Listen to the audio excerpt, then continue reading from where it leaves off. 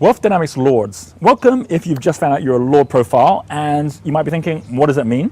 Think of Lord like a landlord, someone who doesn't even have to meet the tenant because you've got an agent who's doing that, but someone who actually is able to look at the back end. You don't have to be the life and soul of the party to become successful as a Lord. Great example is someone like Lakshmi Mittal, now the richest man in England, and he over time has just steadily accumulated economies of scale in the steel industry so that he can always know what he's buying it for, what he's selling it for, where the efficiencies are, measures everything, and as a result of that ends up with the largest steel company in the world.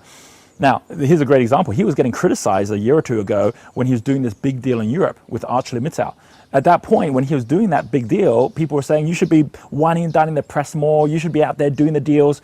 He says, no, I'm not going to do that. I'm just going to actually make sure the deal works on paper. And by him making sure the numbers work, he got the deal. Rockefeller's another good example in the oil industry. Never had to take the risk of all those dynamo profiles to take the risk of an oil field. Never had to be as good in timing as all the market traders trying to trade oil. And at that time, oil was even more volatile than today.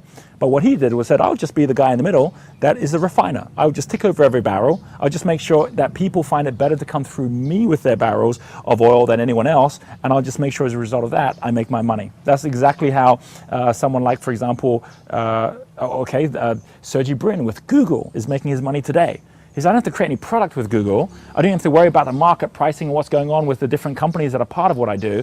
I'll just make sure that it is more efficient and effective for people to come through me than anyone else. First, for those who are going to look at searches, and secondly, for those who actually want their searches to then end up selling products or directing people to their sites. When we start to see the structure of the fact that you don't even have to own things, you don't have to own the property, you don't have to own the video to actually rent it out, you don't have to actually own the cars in order to lease it, but that there's all these different businesses where you can just make sure that you understand how that capital value can be turned into cash flow. Now, by the way, I'm talking more at the enterprise prism level of the wealth spectrum, which is that you're already in business. But if you're just getting started, you're thinking, well, in a team, where should I be working? You're going to find your analytical skills and your ability to not have to go out and tell the story, but actually stick to the facts is what already sets you apart from so many others in your team. You're going to find that finding a creator first is one of the most important things, because that's someone who will always keep you stoked with new ideas for you to be able to then organize. And you'll find that the second person, someone like a deal maker, who's able to actually connect out with the right people and do those deals, just like someone like Lakshmi Mittal did, will allow you to be able to stay in the back end and to do the things that you do comfortably without having to get into the way of complicated people and making them complicate all the things that you want to achieve as well.